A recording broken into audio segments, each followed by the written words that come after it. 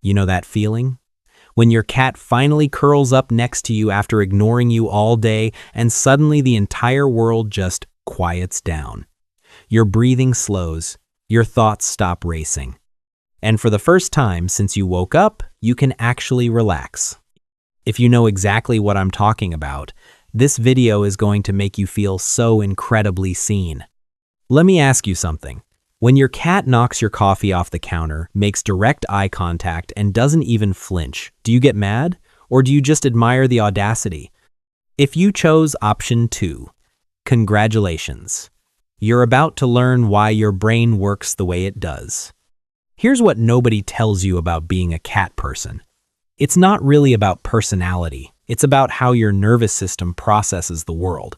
Some people regulate through activity and engagement. They need external feedback, constant interaction, clear structure. Dogs are perfect for them. They initiate contact, mirror excitement, keep energy moving. But other nervous systems? They regulate through stillness, through predictability, through the complete absence of pressure. A cat doesn't rush toward you to discharge energy. It settles into a space and lets you settle with it. There's no demand to respond, perform, or manage someone else's emotional state. For people whose nervous systems spend most of the day anticipating and self-monitoring, this is everything. Someone once told me, "Every time I come home from work, my neighbor's dog rushes out to greet them with this wild energy. Me? I just want silence. And my cat, it gets that immediately. No explanation needed." When someone says, "I don't like dogs," they're too much. They're describing overstimulation. When they say, "I like cats," they're peaceful, they're describing regulation. Cat people aren't choosing distance. They're choosing environments that allow their bodies to downshift, reduce vigilance, and rest without performing. And once you understand this, everything starts to make sense. But this is just scratching the surface. Because the bond cat people feel with cats, it's not just calming. It's safe in a way human relationships often aren't. Human relationships are filled with unspoken demands. Expectations to respond quickly. Explain your feelings. Reassure others. Match their emotional energy. Even affection comes with pressure. Why aren't you more expressive? Why don't you need me the way I need you? For people who are sensitive, observant, or easily overstimulated, this constant negotiation is exhausting. Cats don't operate that way. A cat never assumes access to you. Its affection is offered, not imposed. When it chooses to sit on your lap, it does so without expectations of conversation, eye contact, or any emotional performance. And when it leaves, no justification required. No why. No guilt. This mutual respect for boundaries creates something genuinely rare, connection without intrusion. Research on cat-human interactions shows something interesting. Cat lovers aren't avoidant of intimacy. They're avoidant of pressure. They want closeness that unfolds naturally, without urgency or demand. Cats model exactly that. They teach through behavior that attachment doesn't require constant proof.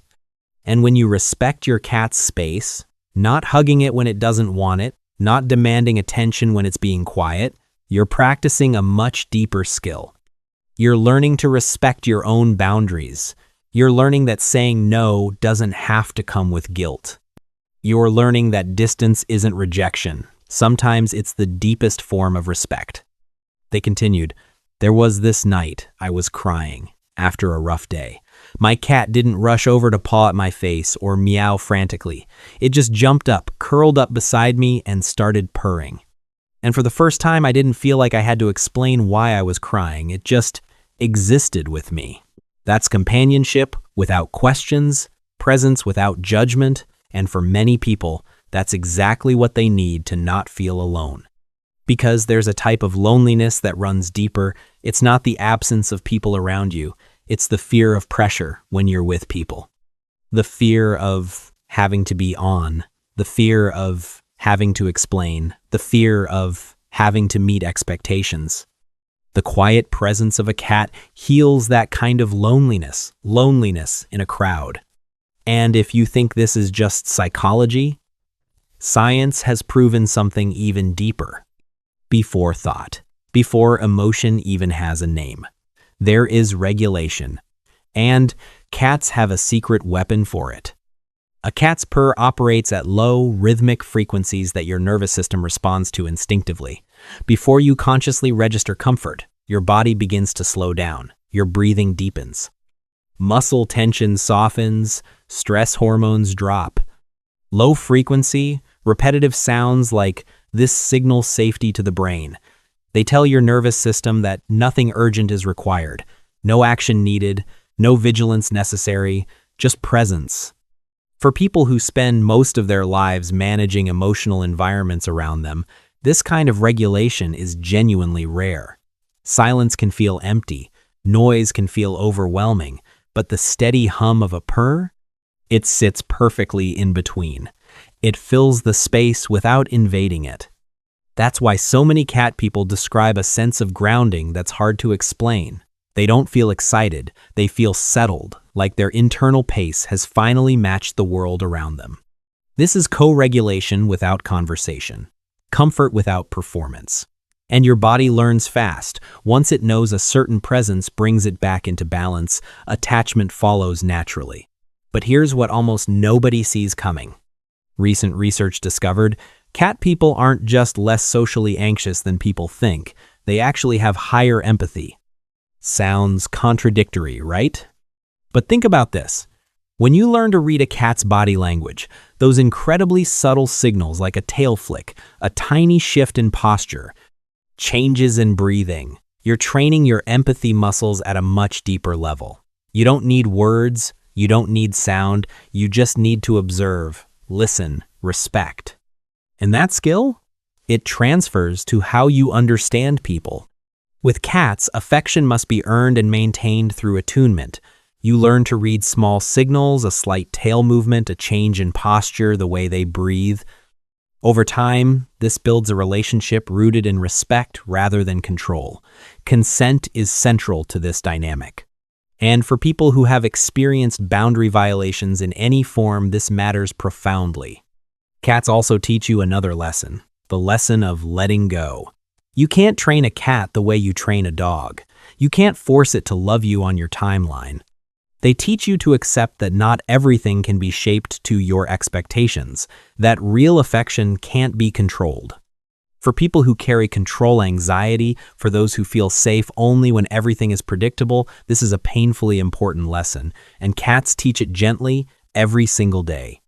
Now, about that intelligence thing, yes, research shows cat lovers score higher on cognitive tests, but it's not because cats make you smarter.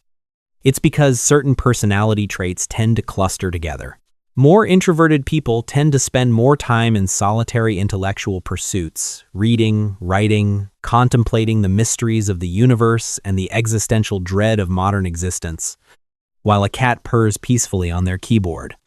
Denise Costello's research at Carroll University showed this clearly. Cat people scored higher in cognitive abilities and openness to experience, but we also scored higher in neuroticism. So basically, we're walking, worrying encyclopedias with attachment issues, and somehow we're okay with that. But here's the real reason cats and thinkers go together like this. Deep thinking requires uninterrupted attention. Reflection, creativity, problem solving, they all depend on long stretches of mental quiet. Cats don't interrupt that. They coexist alongside your focus without demanding it. They don't pull attention outward or require ongoing engagement. Their presence fills a space without fragmenting it. That's why so many writers, artists, and thinkers have gravitated toward cats throughout history. Not because cats make them smarter, but because they protect the conditions intelligence needs to function.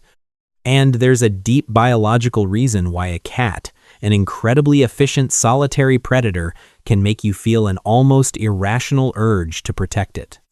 Your brain responds to what ethologists call the baby schema: large eyes relative to the face, a rounded head, a small nose, soft movements. When your brain detects these features, it releases caregiving impulses before conscious thought even intervenes.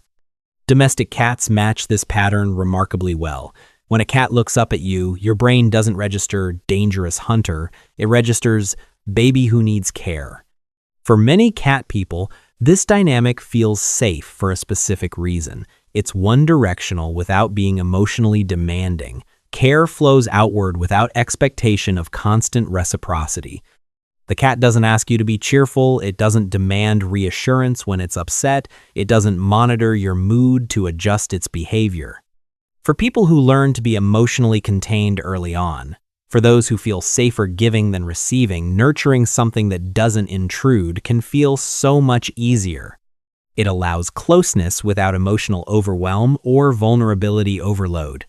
And they told me, "It took me years to figure this out. I'm not difficult. I'm not cold. I just need a different kind of affection, a kind that lets me breathe." And my cat, it taught me that without saying a word. But perhaps the most profound thing about cat people is this. This was never really just about cats. It's about the kind of nervous system you have, about the kind of world that nervous system feels safest in. If you're drawn to cats, it doesn't mean you're distant or disconnected. It means you're wired for subtlety, for presence without pressure, for connection that doesn't demand constant output. Cats don't ask you to perform. They don't test your loyalty. They don't confuse intensity with intimacy. They simply exist with you. And for some people, that quiet companionship is exactly what they need to feel human again. We love creatures that don't need us. And in a culture obsessed with being needed, being essential, that's genuinely revolutionary. Cat people have chosen differently. We've chosen to love something that stays not out of dependency, but out of preference. So, the next time your cat ignores you for 6 hours and then demands immediate attention, remember this: you're not just a cat owner. You're someone whose nervous system found exactly what it needed to function without overload. Your cat didn't just choose you, your body chose your cat.